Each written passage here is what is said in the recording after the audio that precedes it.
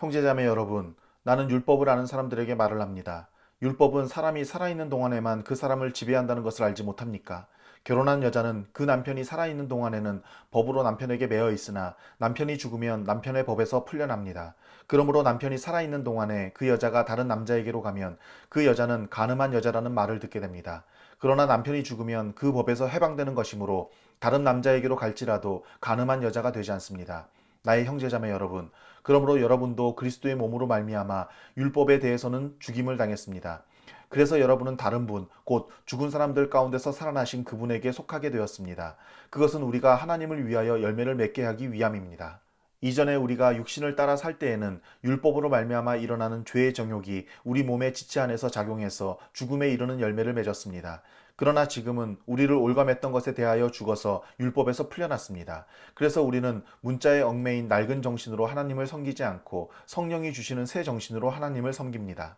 그러면 우리가 무엇이라고 말을 하겠습니까? 율법이 죄입니까? 그럴 수 없습니다. 그러나 율법에 비추어 보지 않았다면 나는 죄가 무엇인지 알지 못하였을 것입니다. 율법에 탐내지 말아라 하지 않았다면 나는 탐심이 무엇인지를 알지 못하였을 것입니다. 그러나 죄는 이 계명을 통하여 틈을 타서 내 속에서 온갖 탐욕을 일으켰습니다. 율법이 없으면 죄는 죽은 것입니다. 전에는 율법이 없어서 내가 살아 있었는데 계명이 들어오니까 죄는 살아나고 나는 죽었습니다. 그래서 나를 생명으로 인도해야 할 그 계명이 도리어 나를 죽음으로 인도한다는 것이 드러났습니다. 죄가 그 계명을 통하여 틈을 타서 나를 속이고 또 그 계명으로 나를 죽였습니다. 그러므로 율법은 거룩하며 계명도 거룩하고 의롭고 선한 것입니다. 그러니 그 선한 것이 나에게 죽음을 안겨 주었다는 말입니까? 그럴 수 없습니다. 그러나 죄를 죄로 드러나게 하려고 죄가 그 선한 것을 방편으로 하여 나에게 죽음을 일으켰습니다. 그것은 계명을 방편으로 하여 죄를 극도로 죄답게 되게 하려는 것이었습니다. 우리는 율법이 신령한 것인 줄 압니다. 그러나 나는 육정의 메인 존재로서 죄 아래에 팔린 몸입니다. 나는 내가 하는 일을 도무지 알 수가 없습니다. 내가 해야겠다고 생각하는 일은 하지 않고 도리어 해서는 안 되겠다고 생각하는 일은 하고 있으니 말입니다. 내가 그런 일을 하면서도 그것을 해서는 안 되겠다고 생각하는 것은 곧 율법이 선하다는 사실에 동의하는 것입니다. 그렇다면 그와 같은 일을 하는 것은 내가 아니라 내 속에 자리를 잡고 있는 죄입니다. 나는 내 속에 곧 내 육신 속에 선한 것이 깃들여 있지 않다는 것을 압니다. 나는 선을 행하려는 의지는 있으나 그것을 실행하지는 않으니 말입니다. 나는 내가 원하는 선한 일은 하지 않고 도리어 원하지 않은 악한 일을 합니다. 내가 해서는 안 되는 것을 하면 그것을 하는 것은 내가 아니라 내 속에 자리를 잡고 있는 죄입니다. 여기에서 나는 법칙 하나를 발견하였습니다. 곧 나는 선을 행하려고 하는데 그러한 나에게 악이 붙어 있다는 것입니다. 나는 속사람으로는 하나님의 법을 즐거워하나 내 지체에는 다른 법이 있어서 내 마음의 법과 맞서서 싸우며 내 지체에 있는 죄의 법에 나를 포로로 만드는 것을 봅니다. 아, 나는 비참한 사람입니다. 누가 이 죽음의 몸에서 나를 건져주겠습니까? 우리 주 예수 그리스도를 통하여 나를 건져주신 하나님께 감사를 드립니다. 그러니 나 자신은 마음으로는 하나님의 법을 섬기고 육신으로는 죄의 법을 섬기고 있습니다. 그러므로 그리스도 예수 안에 있는 사람들은 정죄를 받지 않습니다. 그것은 그리스도 예수 안에서 생명을 누리게 하는 성령의 법이 당신을 죄와 죽음의 법에서 해방하여 주었기 때문입니다. 육신으로 말미암아 율법이 미약해져서 해낼 수 없었던 그 일을 하나님께서 해결하셨습니다. 곧 하나님께서는 자기의 아들을 죄된 육신을 지닌 모습으로 보내셔서 죄를 없애시려고 그 육신에다 죄의 선고를 내리셨습니다. 그것은 육신을 따라 살지 않고 성령을 따라 사는 우리가 율법이 요구하는 바를 이루게 하시려는 것입니다.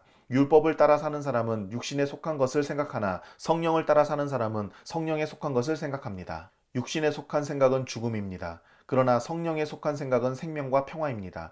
육신에 속한 생각은 하나님께 품는 적대감입니다. 그것은 하나님의 법을 따르지 않으며 또 복종할 수도 없습니다. 육신의 메인 사람은 하나님을 기쁘게 해드릴 수 없습니다. 그러나 하나님의 영이 여러분 안에 살아계시면 여러분은 육신 안에 있지 않고 성령 안에 있습니다. 누구든지 그리스도의 영이 없으면 그리스도의 사람이 아닙니다. 또한 그리스도께서 여러분 안에 살아계시면 여러분의 몸은 죄 때문에 죽은 것이지만 영은 의 때문에 생명을 얻습니다.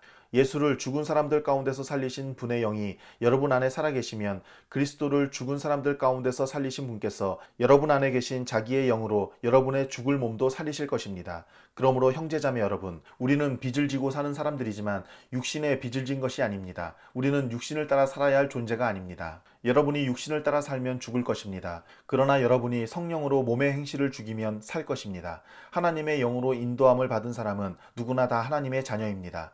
여러분은 또다시 두려움에 빠뜨리는 종살이의 영을 받은 것이 아니라 자녀로 삼으시는 영을 받았습니다. 그래서 우리는 그 영으로 하나님을 아빠, 아버지라고 부릅니다. 바로 그때에 그 성령이 우리의 영과 함께 우리가 하나님의 자녀임을 증언하십니다. 자녀이면 상속자이기도 합니다. 우리가 그리스도와 함께 영광을 받으려고 그와 함께 고난을 받으면 우리는 하나님이 정하신 상속자요, 그리스도와 더불어 공동 상속자입니다. 현재 우리가 겪는 고난은 장차 우리에게 나타날 영광에 견주면 아무것도 아니라고 나는 생각합니다. 피조물은 하나님의 자녀들이 나타나기를 간절히 기다리고 있습니다. 피조물이 허무에 굴복하지만 그것은 자의로 그렇게 한 것이 아니라 굴복하게 하신 그분이 그렇게 하신 것입니다. 그러나 소망은 남아 있습니다. 그것은 곧 피조물도 썩어짐의 종살이에서 해방되어서 하나님의 자녀가 누릴 영광된 자유를 얻으리라는 것입니다. 모든 피조물이 이제까지 함께 신음하며 함께 해산의 고통을 겪고 있다는 것을 우리는 압니다. 그뿐만 아니라 첫 열매로서 성령을 받은 우리도 자녀로 삼아 주실 것을, 곧 우리 몸을 속량하여 주실 것을 고대하면서 속으로 신음하고 있습니다. 우리는 이 소망으로 구원을 얻었습니다. 눈에 보이는 소망은 소망이 아닙니다. 보이는 것을 누가 바라겠습니까? 그러나 우리가 보이지 않는 것을 바라면 참으면서 기다려야 합니다. 이와 같이 성령께서도 우리의 약함을 도와주십니다. 우리는 어떻게 기도해야 할지도 알지 못하지만 성령께서 친히 이루다 말할 수 없는 탄식으로 우리를 대신하여 간구하여 주십니다.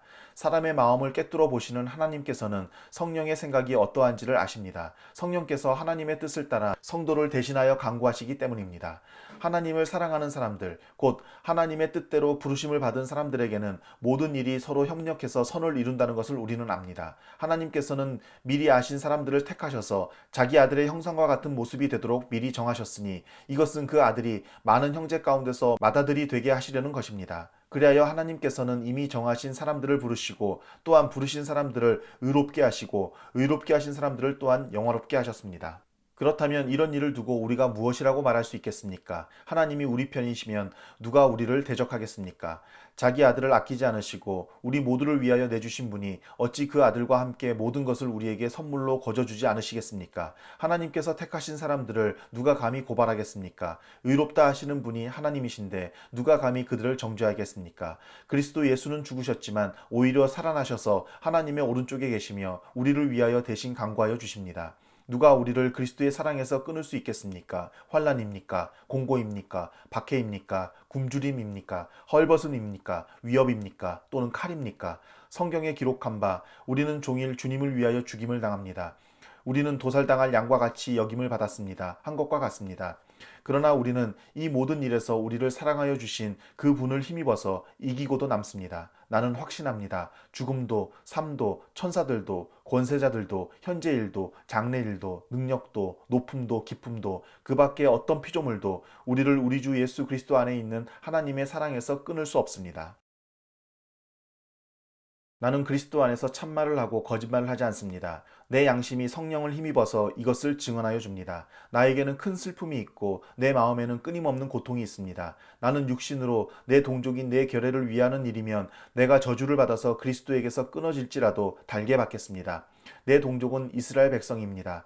그들에게는 하나님의 자녀로서의 신분이 있고 하나님을 모시는 영광이 있고 하나님과 맺은 언약들이 있고 율법이 있고 예배가 있고 하나님의 약속들이 있습니다.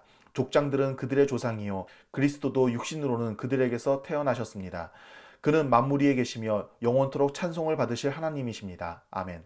그러나 하나님의 약속의 말씀이 패했다고는 할 수 없습니다. 이스라엘에게서 태어난 사람이라고 해서 다 이스라엘 사람이 아니고 아브라함의 자손이라고 해서 다 그의 자녀가 아닙니다. 다만 이삭에게서 태어난 사람만을 너의 자손이라고 부르겠다 하셨습니다. 이것은 곧 육신의 자녀가 하나님의 자녀가 되는 것이 아니라 약속의 자녀가 참 자손으로 여겨지리라는 것을 뜻합니다. 그 약속의 말씀은 내년에 내가 다시 올 때쯤에는 사라에게 아들이 있을 것이다 한 것입니다. 그뿐만 아니라 리브가도 우리 조상 이삭 한 사람에게서 쌍둥이 아들을 수태하였는데 그들이 태어나기도 전에 무슨 선이나 악을 행하기도 전에 택하심이라는 원리를 따라 세우신 하나님의 계획이 살아있게 하시려고 또 이러한 일이 사람의 행위에 근거하는 것이 아니라 부르시는 분께 달려있음을 나타내시려고 하나님께서 리브가에게 말씀하시기를 형이 동생을 섬길 것이다 하셨습니다. 이것은 성경에 기록한 바 내가 야곱을 사랑하고 에서를 미워하였다 한 것과 같습니다. 그러면 우리가 무엇이라고 말을 해야 하겠습니까? 하나님이 불공평하신 분이라는 말입니까? 그럴 수 없습니다. 하나님께서 모세에게 말씀하시기를 내가 긍휼히 여길 사람을 긍휼히 여기고 불쌍히 여길 사람을 불쌍히 여기겠다 하셨습니다. 그러므로 그것은 사람의 의지나 노력에 달려 있는 것이 아니라 하나님의 자비에 달려 있습니다. 그래서 성경에 바로를 두고 말씀하시기를 내가 이 일을 하려고 너를 세웠다. 곧 너로 말미암아 내 능력을 나타내고 내 이름을 온 땅에 전파하게 하려는 것이다 하셨습니다. 그러므로 하나님께서는 긍휼히 여기시고자 하는 사람을 긍휼히 여기시고 완악하게 하시고자 하는 사람을 완악하게 하십니다. 그러면 그들은 내게 이렇게 말할 것입니다. 그렇다면 어찌하여 하나님께서는 사람을 책망하시는가? 누가 하나님의 뜻을 거역할 수 있다는 말인가? 오 사람아, 그대가 무엇이기에 하나님께 감히 말대답을 합니까? 만들어진 것이 만드신 분에게 어찌하여 나를 이렇게 만들었습니까? 하고 말할 수 있습니까? 토기장이에게 흙 한 덩이를 둘로 나누어서 하나는 귀한 데 쓸 그릇을 만들고 하나는 천한 데 쓸 그릇을 만들 권리가 없겠습니까? 하나님께서 하신 일도 마찬가지입니다. 하나님께서 진노하심을 보이시고 권능을 알리시기를 원하시면서도 멸망받게 되어 있는 진노의 대상들에 대하여 꾸준히 참으시면서 너그럽게 대해주시고 영광을 받도록 예비하신 자비의 대상들에 대하여 자기의 풍성하신 영광을 알리시고자 하셨더라도 어떻다는 말입니까? 하나님께서는 우리를 부르시되 유대 사람 가운데서만이 아니라 이방 사람 가운데서도 부르셨습니다. 그것은 하나님이 호세아의 글 속에서 하신 말씀과 같습니다. 나는 내 백성이 아닌 사람을 내 백성이라고 하겠다. 내가 사랑하지 않던 백성을 사랑하는 백성이라고 하겠다. 너희는 내 백성이 아니다 하고 말씀하신 그곳에서 그들은 살아계신 하나님의 자녀라고 일컬음을 받을 것이다. 그리고 또 이사야는 이스라엘을 두고 이렇게 외쳤습니다. 이스라엘 자손의 수가 바다의 모래와 같이 많을지라도 남은 사람만이 구원을 얻을 것이다. 주님께서는 그 말씀하신 것을 온전히 그리고 조속히 온 땅에서 이루실 것이다. 그것은 또한 이사야가 미리 말한 바 만군의 주님께서 우리에게 씨를 남겨주지 않으셨더라면 우리는 소돔과 같이 되고 고모라와 같이 되었을 것이다 한 것과 같습니다. 그러면 우리가 무엇이라고 말해야 하겠습니까? 의를 추구하지 않은 이방 사람들이 의를 얻었습니다. 그것은 믿음에서 난 의입니다. 그런데 이스라엘은 의의 율법을 추구하였지만 그 율법에 이르지 못하였습니다. 어찌하여 그렇게 되었습니까? 그들은 믿음에 근거하여 의에 이르려고 한 것이 아니라 행위에 근거하여 의에 이르려고 했기 때문입니다. 그것은 걸림돌에 걸려 넘어진 것입니다.